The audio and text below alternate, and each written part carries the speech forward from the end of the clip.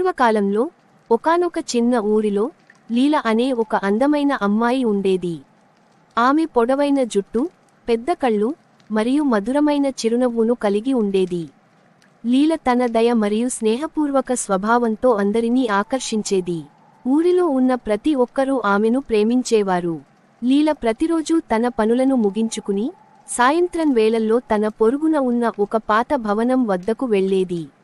ఆ భవనం చాలా పురాతనమైనది మరియు దెయ్యాలు ఉన్నాయని స్థానికులు చెప్పుకునేవారు.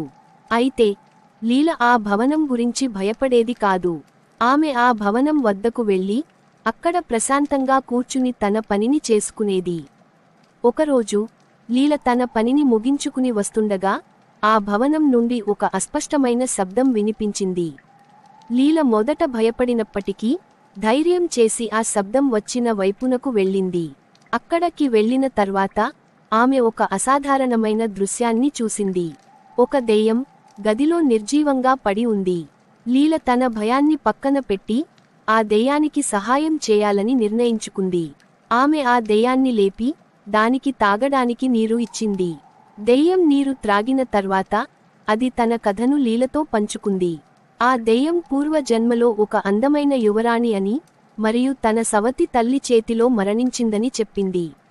యువరాణి దెయ్యంగా మారిన తర్వాత అది తన మరణానికి కారణమైన వారిపై ప్రతీకారం తీర్చుకోవాలనుకుంది.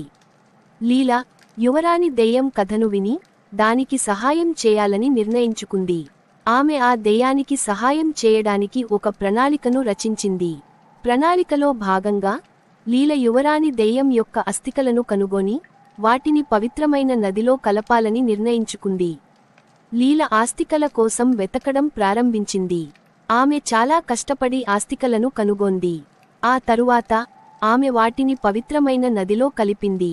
అస్థికలు నదిలో కలవగానే యువరాణి దెయ్యానికి ముక్తి లభించింది. అది తన దెయ్యం రూపం నుండి విముక్తిని పొంది శాశ్వతమైన శాంతిని పొందింది.